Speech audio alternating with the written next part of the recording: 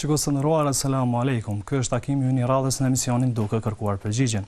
Si zakonisht në këtë emision trajtohen pyetjet tuaja që na dërgoni në email adresën tonë. Për të përgjigjur pyetjeve sonde me ne në studio është hoxha i nderuar Alaudin Abazi. Hoxha, asalamu alaykum dhe mirë se erdhët në emisionin. Aleikum selam, mirë se jeni. Atëherë po fillojmë një herë me pyetjen e parë, e cila thotë kështu: pse ngritën duart gjatë duas? Bismillahirrahmanirrahim, alhamdulillahi rabbil alamin, wa salatu wa salamu ala rasulina Muhammedin wa ala alihi wa sahbihi ajma'in. Allahun e lartësuar, lavdërojmë, qojmë salavat dhe selam e pejgamberit e tij Muhammedit sallallahu alaihi wasallam, familjes, shokëve dhe të gjithë atyre besimtarëve muslimanë që pasojnë rrugën e tij dhe udhëzohen me udhëzimin e tij deri në ditën e gjykimit. Përgjigjja automatike në lidhje me këtë pyetje është se kështu ka vepruar Muhamedi sallallahu alaihi wasallam. Dhe neve jemi të obliguar nga Allahu i Madhërisht që atë që e ka praktikuar dhe na ka mësuar Muhamedi sallallahu alaihi wasallam ta marrum, duke mos u futur në elaborime pse në këtë formë e jo në formën tjetër. Kështu vlen në çdo adhurim të cilën e praktikojmë, e bëjmë në formën dhe mënyrën si na ka mësuar Muhamedi sallallahu alaihi wasallam, qoftë në formën e faljes së namazit, qoftë në mënyrën e rënies në ruku, qoftë në mënyrën e agjërimit të Ramazanit, qoftë në mënyrën dhe formën e dhënies së zakatit e kështu me radhë. Pra në çdo veprim neve e bëjmë në përputhje me atë që na ka porosit Muhamedi sallallahu alaihi wasallam që e ka bërë ose na ka porosit me bë. E njëjta vlen edhe në çështjen e ngritjes së duarve. Kështu ka praktikuar Muhamedi sallallahu alaihi wasallam, madje kemi hadithe që arrin në shkallën e tevaturit, ka shumë hadithe të cilat vërtetojnë se Muhamedi, lavdërimi dhe paqja qofshin mbi të, kur bënte dua ndaj Allahut të Madhërisht, kërkonte ndonjë lutje, diçka, në rrethana të caktuara i ngriste duart kaqilli dhe kështu e bënte lutjen. Dhe mirë, po kjo nuk do të thotë se është diçka obligative që gjatë lutjes vazhdimisht i ngrisim duart, është diçka prej sunetit. Kështu që edhe nëse bëjmë lutje, bëjmë dua, duke mos i ngritur duart, vetëm bëjmë dua pa këtë veprim, atëherë edhe kjo formë është e lejuar dhe kjo është praktikuar edhe nga Muhamedi sallallahu alaihi wasallam. Pra është një veprim, një ritual që ndërlidhet me veprimet e ndryshme të cilat bëhen gjatë adhurimeve të caktuara dhe ka të bëjë me normat e lutjes që i bën besimtari. Kështu që prej normave të kësaj të lutjes së besimtarit është që ai kur t'i lutet Zotit, nëse është me abdes është më mirë, nëse ngrit duart është më mirë. Bile disa prej ulemave kanë thënë që nëse kthehet ka kibleja është edhe më e pranueshme e kështu me radhë. Pra kjo është ajo çfarë ndërlidhet me çështjen e ngritjes së duarve. Kjo do të thotë që kusht nuk është ngritja e duarve. Nuk është kusht në asnjë formë, e thash edhe pak më herët, është diçka e preferuar, është synet. Nëse bëjmë lutje edhe pa ngritur duart, është e pranueshme dhe vërtetohet edhe vetë Muhamedi sallallahu alaihi wasallam e ka bën këtë formë. Zoti i mëshirshëm. Shikuesi i radhës pyet nëse llogaritë ndëshkim prej Allahut për hapja e sëmundjeve, si për shembull sëmundja e kancerit e tjera. Ajo çfarë e dim prej parimeve të përgjithshme të shariatit është se dëmi i mëkatit mund të jetë edhe në këtë botë. Do thotë njeriu mund të ballavaçohet edhe me rrezikun dhe dëmin e mëkatit, jo vetëm në ditën e gjykimit kur del të jap llogari para Zotit Madhërisht, po atë dëm mund ta vrej edhe në këtë botë. Dhe kjo është e njohur madje edhe me parimet të shariatit të përgjithësi. Allahu i Madhërisht në Kur'anin famlar në një ajet kuranor thotë: "Wa ma asabatkum min musibatin fa bima kasabat aydikum wa ya'fu an kathir." Në përkthim thot Zoti i Madhërisht dhe çdo musibet, fatkeqësi e cila ju godet është rezultat i veprimeve tuaja apo rezultat i duarve atyre veprimeve të cilat ju i keni bërë, wa ya'fu an kathir, dhe Zoti i Madhërisht është ai i cili fal shumë. Do thotë nuk do thotë që për çdo mëkat ju godet fatkeqësia dhe musibeti, shumë prej tyre Allahu i Madhërisht fal, mirë po fatkeqësitë me të cilat mund të ballavaçohet besimtari është rezultat i veprimeve dhe punëve që i kanë bërë duart e tyre. Kjo vërtetohet edhe nga hadithet e pejgamberit sallallahu alajhi wasallam, në të cilat prej tyre është një hadith i gjatë ku ndërto thot Zoti i Madhërisht që nuk ka asnjë popull tek i cili përhapet punte ndyta, sikurse kurvëria, amoraliteti e kështu me radhë, e që Zoti i Madhërisht asaj shoqërie, atij populli mos i dërgoj epidemi dhe smundje të ndryshme, të cilat nuk kanë qenë të njohura më herët. Dhe kjo domthon vërtetimi i kësaj neve jemi dëshmitar okular asaj që vrejmë nëpër vende të ndryshme dhe shoqëri të ndryshme, tek të cilët përhapen lloje të ndryshme të smundjeve të cilat nuk kanë qenë të njohura më herët, dhe ky është rezultat i mëkatit që përhapet tek ata njerëz në përgjithësi tek njerëzimi. Edhe Allahu xhala ala si rezultat i atyre gjunaheve shpik apo krijon apo lindin smundje të reja të cilat nuk kanë qenë të njohura në të kaluarën. Prandaj edhe përhapja e kësaj smundje kanceri e kam fjalën në formë të përgjithshme, jo individualisht tek njerëz, mund të jetë rezultat i gjunaheve dhe mëkateve që i bëjnë njerëzit, megjithse Allahu pejgamberi sallallahu alajhi wasallam thotë në një hadith se nuk ka ndonjë smundje që Allahu xhalla wala e bën në këtë botë e që mos t'ia dërgoj asaj smundje edhe ilaçin, edhe shërimin. E din kush e din dhe nuk e din ai që nuk e din. Do thotë pavarësisht a e din njerëz apo nuk e din, ilaçi ekziston. Dhe për smundjen e kancerit edhe të gjitha smundjet të cilat janë të përhapura dhe ekzistojnë sot në botë që fatkeqësisht njerëzimi ende nuk i ka zbulu ilaçet ekzistojnë, pra ka kundër shërim apo ilaç, por ende njerëzit nuk kanë arritur të zbulojnë dhe të gjejnë ato. Megjithëse ato ekzistojnë, sikurse që kemi shumë lloje të smundjeve të cilat në të kaluarën para disa shekujve kanë marrë me miliona njerëz, jetrat e miliona njerëzve, mirë po sot ato janë smundje të cilat janë shumë të thjeshta që shërohen ndoshta me një gjilpër, me një vaksinë e kështu me radhë. E njëjta mund të ndodhë edhe me smundjet e kancerit apo me smundjen seksuale që është, do thotë, AIDS-i e kështu me radhë. Ajo çfarë e kisha cek për të përmbyllur këtë, themi që fatkeqësitë me të cilat mund të goditet njeriu individualisht nuk do thotë në formë të drejtë për drejtë se çdo fatkeqësi është rezultat i gjunahit. Për arsye se njeriu në këtë jetë, sikurse që ballafaqohet me të mirat e ndryshme, me lumturi, me gëzime, me hare, me situata të këndshme, me suksese të ndryshme, në njëjtin kohë gjithsesi do të ballafaqohet edhe me vështirësi të ndryshme, me fatkeqësi, me smundje, me humbjen e më të afërmve, vdekjen e tyre e kështu me radhë. Pra pjesë e jetës janë të dyja, edhe kënaqësitë, edhe mundimet apo vështirësitë. Pra kjo kështu shkon me secilin person. Megjithëse te dikush sprovohet me mospasje të pasurisë, për shembull, dikush tjetër sprovohet me smundje, dikush tjetër sprovohet me humbjen e më të afërmve, vdekjen e tyre, dikush tjetër sprovohet me diçka tjetër e kështu me radhë. Pra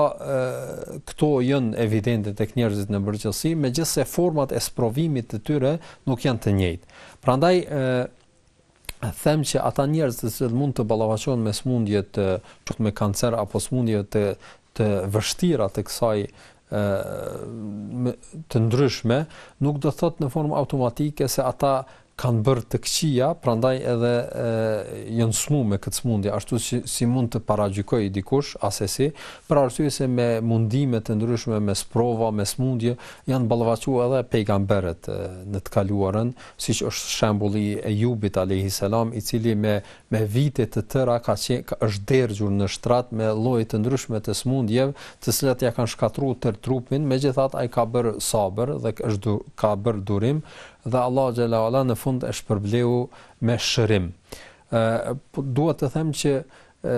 nëse njeriu goditet me ndonjë smundje e kështu me radhë, duhet ta kuptoj se ajo është pjesë e jetës dhe është formë me cilën Allah xhala wala don me esprovu atë besimtar për të vërtetuar besimin dhe përkushtimin e tij ndaj Zotit Madhërisht. Për këtë edhe Allah xhala wala nga parimet e përgjithshme kuptojmë se nëse njeriu goditet me atë fatkeqësi,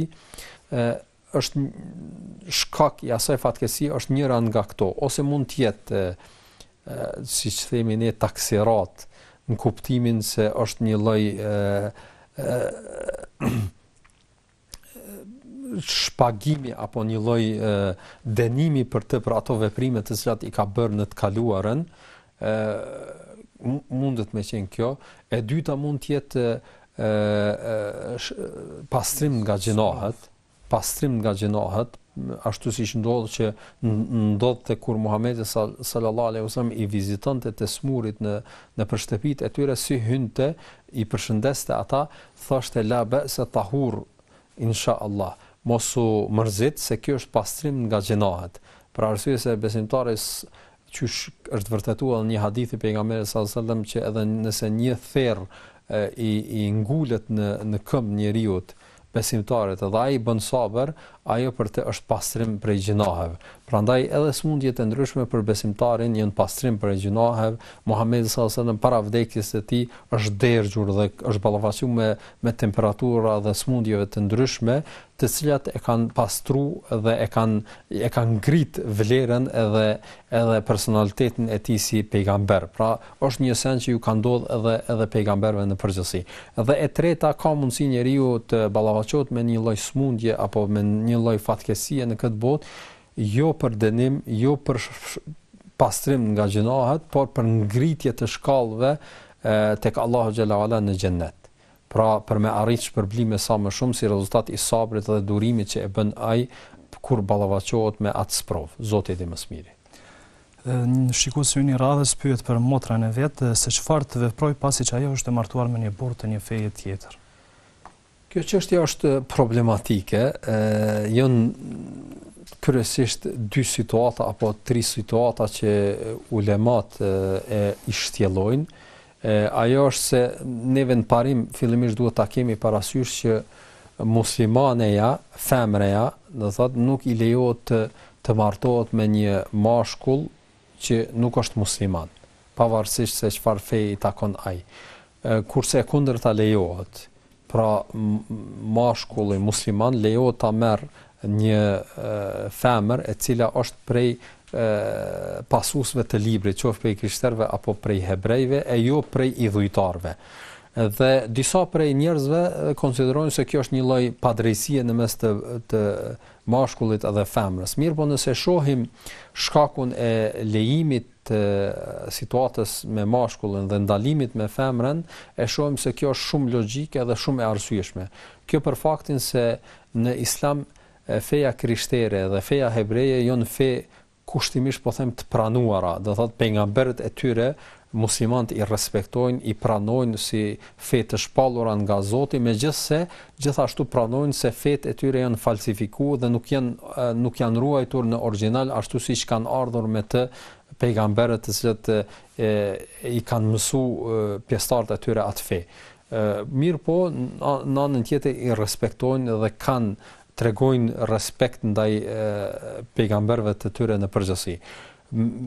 Kurse në anën tjetër edhe prandaj edhe një mashkull i cili e merr një krishtere, ai e respekton fenë e tij, e respekton pejgamberin, mësimet e tij të dërguarin e tij, megjithse pranon se ka devijime dhe falsifikime në atë që praktikohet dhe obligohet, por në parim apo në thelb e pranon ajo çfarë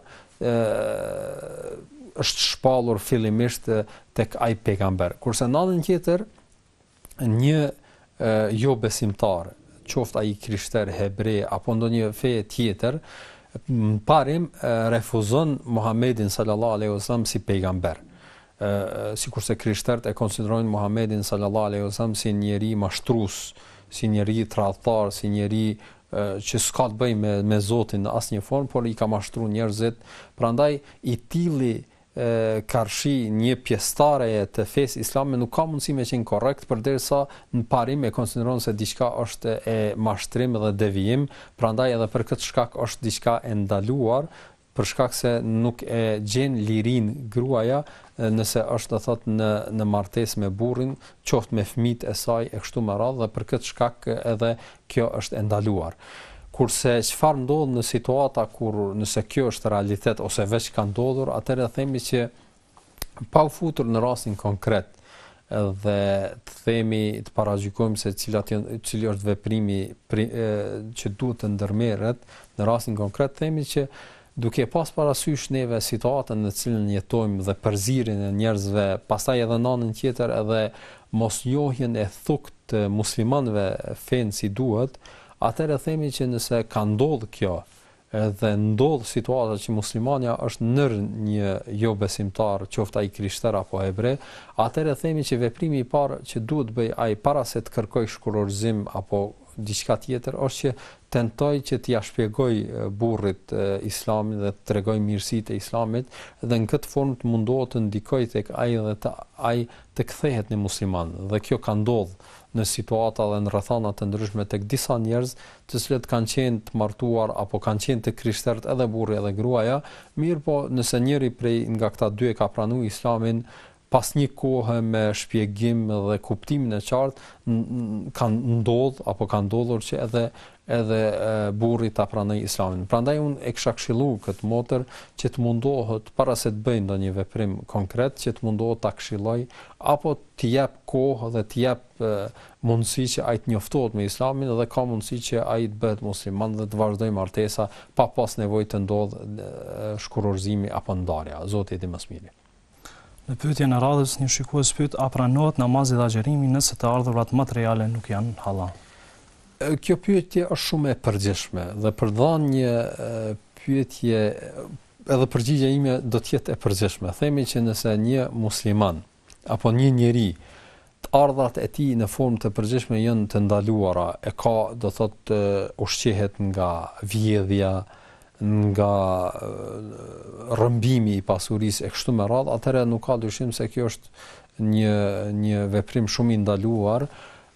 dhe themi që kjo çfarë bën i tilli është do thotë diçka që nuk them në formë të drejtë për drejtë, ka mundësi që Allahu t'ia refuzoj, që Allah ja refuzon në formë të drejtë për drejtë çdo adhurim të cilën e bën, por ndihem frikën që ka mundësi që Allahu xhalla wala mos t'i pranoj ato veprime, ashtu që vërtetohet në disa hadithe nga pejgamberi sallallahu alaihi wasallam. Mirë po nëse është një njeri i cili ka një punë që e bën ai, po kjo punë është e përzier edhe me haram edhe me halal, atëherë situata e këtij është me ndryshme, megjithse edhe ky veprim dhe fitimi i tij është i përzim halali me haram, dhe edhe të tillit ka mundësi Allahu xhala wala ti refuzon veprimet. Mirë po kjo nuk duhet të jetë pretekst për këta njerëz që më thonë që unë as po agjiroj, as po falna për shkak se Zoti mos më pranon dhe nuk kam nevojë pse mu lodh. Ai duhet të veprojnë këto, të vazhdojnë në kryerjen e këtyre adhurimeve, për arsye se adhurimet nuk janë të gjitha në një shkallë. Veprimet apo urdhrat e Zotit Madhreshëm. Janë disa urdhra që ka mundësi njeriu ta lajë borxhin, si themi ne, dhe mos të ketë më shumë se kjo. Mirë po tek Allahu xhala wala të jetë i paguar apo nga ata të cilët Allah e kanë çuar në vend urdhrin dhe e Zotit të Madhreshëm. Mirë po ka mundësi dikush tjetër që ta bëjë të njëjtën punë dhe krahas lanjes apo kryerjes së urdhrit të Allahu xhala wala të arrijë shpërblime të mëdha tek Zoti i Madhreshëm. Prandaj të tillëve që u kanë ardhur disa citate që ka mundësi Allah t'ia refuzoj veprimet, nuk është për qëllim që nuk do t'i pranohet në formë të tërësishme, mirë po është për qëllim që ata mund ta ta çojnë në vend urdhrin e Zotit Madhreshëm, po mos të arrijnë si rezultat i kryerjes së atyre veprimeve të arrijnë shpërblimet e premtuara nga Allahu xhala wala për atë punë të cilën e kanë bërë. Zoti i më së miri. Pyetja tjetër thotë nëse agjerojmë një ditë po dhe një ditë jo, dhe nëse i bie të premten apo të shtunën, çfarë duhet të bëjmë?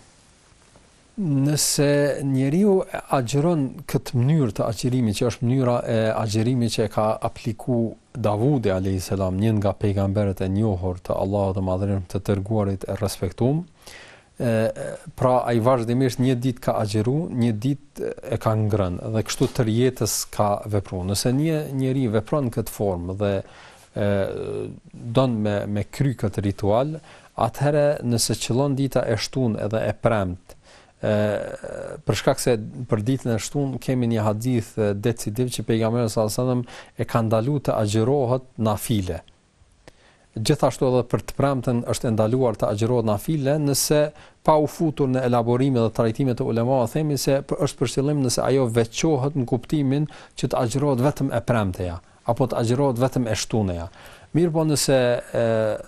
kjo është ndaluar në situata të zakonshme kur njeriu don me agjëru nesër, po nesër është e shtune, edhe thotë unë po agjëroj vetëm ditën nesër, më themi mos e agjëro vetëm ditën nesër. Nëse agjëron nesër, atëherë agjëroje edhe të premten, edhe të shtunën, kështu që ti bashkosh ti bësh 2 ditë të agjëruara për shkak se është ndaluar apo është e urrëtur që të agjërohet veçantë vetëm një ditë nafile, vetëm dita e shtunë nafile apo vetëm dita e premte nafile.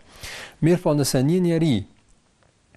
ka don me apliku formën e agjërimit të Davudit a.s. një ditë po dhe një ditë jo, atëherë edhe nëse agjëron veçantë ditën e shtunë apo veçantë ditën e premte, atëherë nuk ka gjë të keqe për arsye se kjo është një veprim që ka zinxhir, do thotë ndërlidhet me ditën që vjen pas. Dhe kështu që nuk kuptohet se ai po agjiron veçantë këtë ditë dhe po e dallon këtë ditë. Po ai po agjiron një ditë po një ditë jo, dhe kjo ndoshta një herë një javë i bën me agjëru a ditë, një javë si vjen me agjëru, kështu që është duke vepruar një formë adhurimi në formë zinxhirore dhe nuk ka kurrë në të. E ndaluar është veçimi i kësaj dite me agjërim për shkak se po jepet një farm epiteti dhe ka mundësi njerëzit të pretendojnë se kjo ditë është diçka e veçantë, sikurse që është dita e premte, dita ku që falet namazi i xumas, edhe nëse njeriu thotë unë po agjëroj këtë ditë se është ditë e veçantë dhe po du me e shënu këtë ditë krahas faljes së xumas, pastrimit e kështu me radhë, edhe me agjërim themi jo, mos e bëj kët, për shkak se pejgamberi sallallahu alajhi wasallam nuk e ka dallu këtë ditë dhe nuk e ka veçuar me agjërim. I ka veçuar me këto veprime tjera, sikurse falja, namazi i xumas, pastrimi, prerja e thonjve, mirëmbajtja pastërtisë, po me agjërim nuk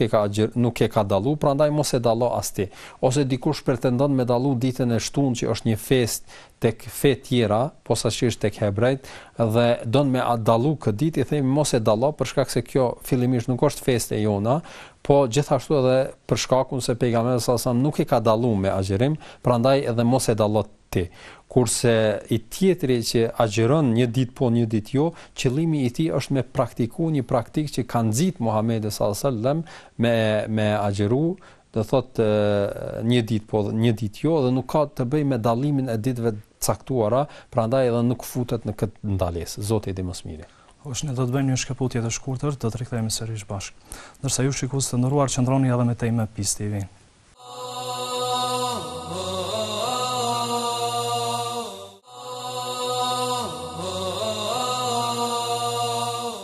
Miq të dashur, jemi rikthyer sërish në studio për të vazhduar me pyetje tjera. Atëherë hoç po vazhdoj me pyetjen e radhës, e cila thotë kështu: jam një vajzë 20 vjeçare, fali namaz, po mirë po i kam 2 fëmijë. E kam problem çdo vakt ta fali, a kam gjuna edhe pse më dëshirë s'kisha dashur me i lënë. Vërtet për kujdesen ndaj fëmijëve, posaçërisht kur janë foshnjë dhe janë moshë shumë të re, do thotë fëmijë 1 vjet, 2, 3, është problematike për gruan, posaçërisht nëse janë 2, dhe këtë e kupton secili që ka fëmijë apo gratë posaçërisht të cilat janë ballavaçuar me këtë fenomen, dhe nuk është diçka që është e lehtë. Megjithatë, kjo nuk është një arsye apo një formë e arsyetimit që njeriu t'i lej namazet. Namazet lejohet të lihen vetëm në situata kur njeriu është udhëtar, atëherë lejohet me i bashku ato, ose kur është i smur, nuk mundet më fal ulur, nuk mundet më fal në këmbë, falet ulur, nuk ka mundësi me u fal ulur, falet shtrir. Pra nuk ka ndonjë rrethon tjetër që besimtari i lejohet qëllimisht ta lejë namazin. Prandaj i them kësaj gruaje dhe të gjitha nënave të cilat japin maksimumin e tyre në përkujdesën ndaj fëmijëve të tyre, që mos jetë përkujdesa ndaj fëmijëve pretekst që ata të neglizhojnë në mosfaljen, neglizhojnë në faljen e namazit apo t'i lejnë ato në tërësi. Kjo nuk është arsyetim dhe në kur nuk ka qenë arsyetim. Prandaj mundohuni ashtu siç i gjen vetes tënde kohë për të bërë veprime dhe punë tjera në gjatë ditës, që të bësh një lloj programimi që edhe falja e namazeve me kohë ty përmbash në formë dhe mënyrën më të mirë. Kështu që mundohet që kohët në të cilat ti i fut fëmijët në gjumë të merresh abdes dhe ta falësh namazin në atë kohë, pastaj para përgatitjes së gjellës apo ushqimeve e kështu me radhë, mundohet secilin kohë ta falësh në kohën e caktuar dhe asesi të jetë kjo pretekst për të neglizhuar faljen e namazeve. Unë megjithatë njoh shumë raste, njoh me dhjetra, me qindra raste që ka gra të cilët kanë 2 fëmijë, 3, 4, madje edhe 5, megjithatë arrin të kujdesen ndaj fëmijëve të tyre, po në të njëjtin kohë ja dalin edhe me fal namazin me kohë, po e tëra çfarë nevojitet është një lloj vendosshmërie dhe një lloj vullneti dhe besimi se kjo gjithsesi duhet bëhet në këtë formë, sikurse çështja e ushqimit, sikurse çështja e shumë veprimeve tjera që i bëjmë gjatë ditës, or diçka që nuk duhet në asnjë formë të lihet, nëse besimtari e kupton këtë dhe ja ka bë vetes e tij me dije këtë çështje, atëherë krahas shumë punëve tjera të cilat i bën gjatë ditës, ka mundësi të gjejë kohë edhe për faljen e namazeve. Zoti i di më së miri. A lejohet me fal namazin kur je gjatë punës me rroba që janë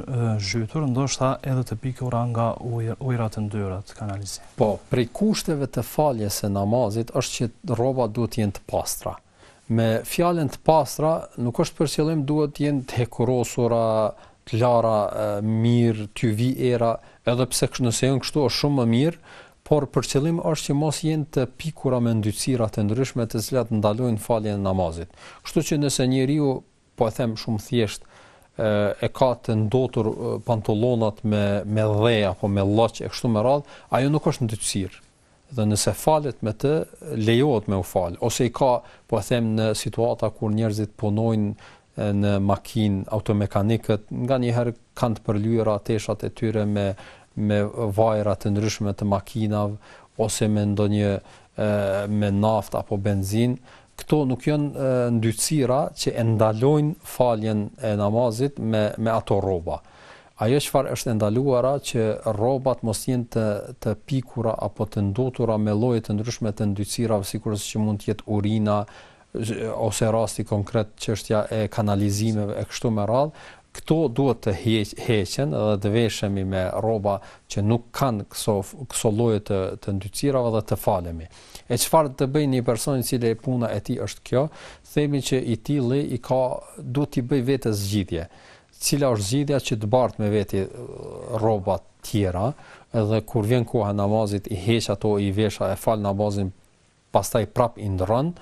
ose të ketë kujdes që gjatë kryerjes që të punës që të mos të lagët apo mos të ndotet dhe të merr ato veprime, të vendos diçka në ato situata kur ka mundësi të piket dhe me ato tesha pastaj ta fal namazin. Por në asnjë formë nuk lejohet që nëse rrobat janë të pikura me ndytësira të kanalizimit apo ndytësira të kësaj natyre, që të falemi me to për arsye se ato konsiderohen ndytësira që duhet me njanuar nëse dëshirojmë me fal namazin, qoftë prej trupit, qoftë prej rrobave. Zoti i di më së miri. Shikues i radhës pyet se cila xhenazja ka ndonjë ritual të veçantë për ta. Themi që nuk ka diçka të theksuar, kryesisht ai pastrimi bëhet sikurse që pastrohet i gjalli, sikur që merr gusull i gjalli, megjithatë pasi që është një veprim që duhet dikush ta bëj për shkak se i vdekuri nuk ka mundësi t'i bëj ato veprime, atëherë gjithsesi janë disa veprime që duhet me i pas parasysh personi i cili e bën gusullin apo e bën pastrimin të vdekurit. E domosdoshme është që ai ta pastroj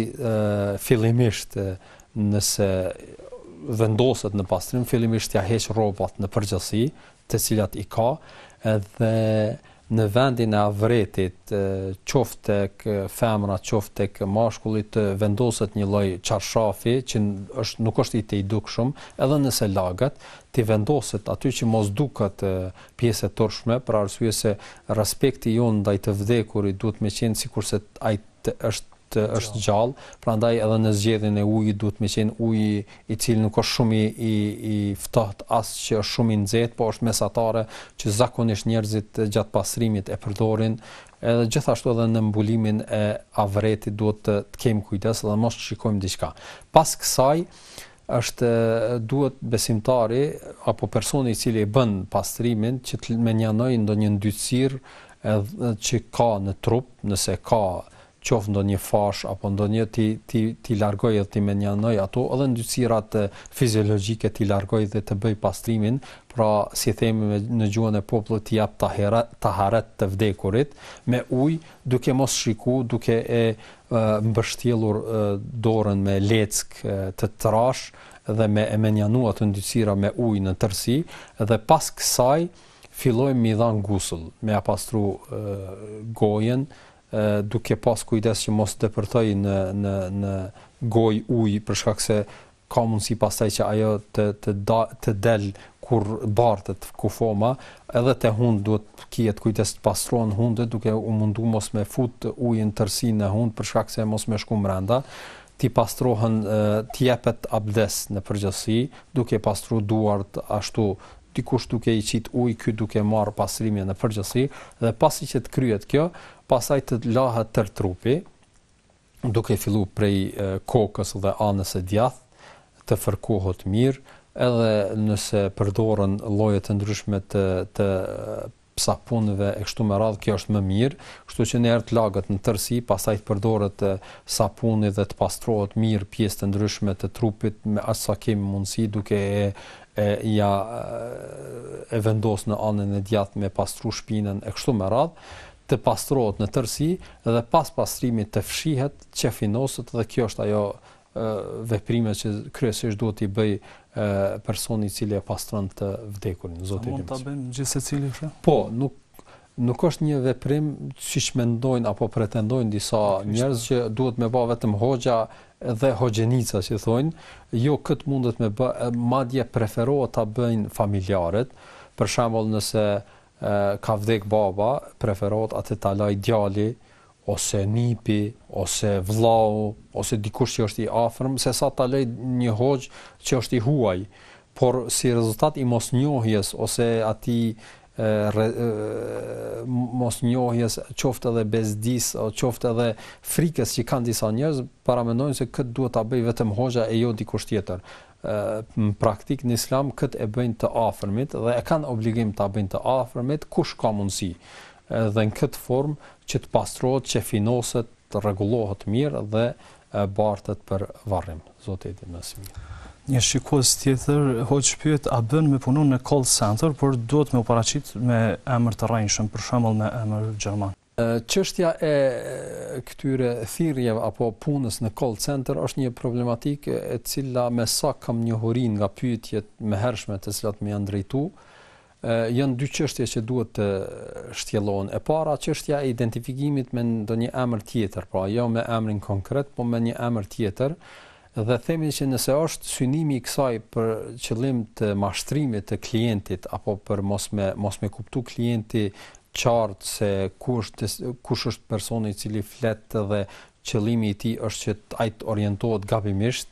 që dhe mashtrimi, atëherë kjo nuk lejohet. Mirë, po nëse identifikimi ka të bëjë me diçka shumë rutinore, jo diçka thelbësore, po ka mundësi klientit që nëse ti ja përmend një emër të huaj për të që ai mendi veten jo shumë komod me ty, dhe ti mund t'ja përmendësh një emër që për të mundet me qenë më e kapshme, dhe ti e përzgjedh një pseudonim, them tash, dhe kjo është e qartë në jurisprudencën islame që njerëzit krahas emra kanë mundësi me mbajt pseudonime, sikur që kanë pas edhe vetë Muhamedi sallallahu alajhi wasallam dhe sahabët e tij. Prandaj nëse ti zgjedh ndonjë emër tjetër që ka kuptim të mirë dhe pseudonim të mirë dhe njihesh ti me atë emër, dhe nuk është një emër manipulues që me dikën e përmend atë, me dikën tjetër, me dikën tjetër dhe synon me të mashtrim, por e ke një emër që identifikues për ty dhe të gjithë do të njohin ty me atë emër, pavarësisht çfarë emri është, atëherë nuk mendoj që ka të keqe. Kjo është në lidhje me emrin. Në lidhje me atë punën në këto institucione apo në këto firma, themi se me asa kam kuptu unë, disa nga këto firma mund t'jenë edhe firma mashtruese, që konkretisht unë kam pas një rast konkret që tregon ky që ka punu që faktikisht ta shesin në formë shumë virtuale dhe s'ka kur gjë sakt që shitet, mashtrohet se atij i shitet një mall, po ai mall nuk ekziston fare, ose në disa situata tjera ekziston ai mall, por shuma për cilën ai pretendon se po i shitet, i llogariten edhe disa harxime tjera që kur ti shkoj faktura atij do t'i shkoj një faturë shumë më e shtrejtë se sa është marrë vesh me këtë klientin. Atëherë në këto situata themi që nuk është e drejtë që muslimani të punoj aty, për arsye se është një mashtrim shumë i drejtë për drejtë dhe është një mashtrim që shfrytëzon mosnjohjen e klientit apo të situatës apo formës së shitblerjes, e shfrytëzon këtë mosnjohje për t'ia shitur një mall më shtrejt se sa që ai e kupton se e ka atë shumë. Prandaj kjo nuk lejohet dhe konsiderohet për një shitblerje me mashtrim. Nëse shitblerja është shumë e qartë, shumë konkrete dhe ka parasysh edhe harxhimet postare dhe harxhimet tjera që mund të nënkuptohen këtë, i sqarohen këto klientit dhe është shumë konkrete dhe dihet se çfarë shitet, atëherë nuk mendoj se ka të keqe që të bëhet një shitblerje që njeriu të punojë në institucione të këtilla, zoti i mëshirë. Dhe pyetja fundit për sonde që është, kam dëgjuar që disa lloje të mishrave nuk lejohen për t'i ngrënë. A mund të na tregoni cilat janë ato dhe nga cilat fe kemi drejt të ham mishin sigurt? Po, Islami ndalon të hahen ato mishra që janë coftira, që nuk janë prerë në formën ligjore, ashtu siç duhet prerë, pra të prehen në kafsha, qoftë lopa apo pula, duhet të prehen në fyt dhe t'i rrjedh gjaku dhe mos të ndodh mbytja e tyre para se të prehen. Kështu që nëse e dim që një kafshë është mbytur apo ka cof para se ti prehet koka, atëherë ai ushqim konsiderohet ndytësirë dhe nuk lejohet me hangër besimtari. Por duhet gjithsesi para që kafshën që dojmë me hangër, duhet që ta therrim me thikë dhe t'i rrjedh gjaku dhe kështu të ndodhë dalja e shpirtit dhe mbytya e kësaj shtaze e jo në ndonjë formë tjetër. Kurse gjithashtu prej gjërave që kërkohet gjatë therrjes është që njeriu ta thot fjalën bismillah para prerjes. E nuk lejohet në asnjë formë ta neglizhoj këtë thënie dhe nëse neglizhon qëllimisht dhe nuk e thot qëllimisht, jo nga harresa, atëherë nuk lejohet të ushqehemi nga ai ushqim për arsye se Allahu në formë të drejtë për drejtë thot ushqehuni apo hani nga ato ushqime të cilat janë therr duke kujtu Allahun e Madhreshëm. Pra duke përmend emrin e të plotfuqishmit, Zotit të Madhreshëm. Nëse këtë e lëmë qëllimisht, atëherë nuk lejohet të hajmë nga ai ushqim. Mirë po nëse harrojmë, ka debat të ulemat, e sakta është që kjo harresh falet, sikurse që falen në situata tjera të ngjashme. Kurse personi i cili e bën therrjen e kafshës, duhet me qenë ose musliman, ose mundet me qenë krishter apo hebre,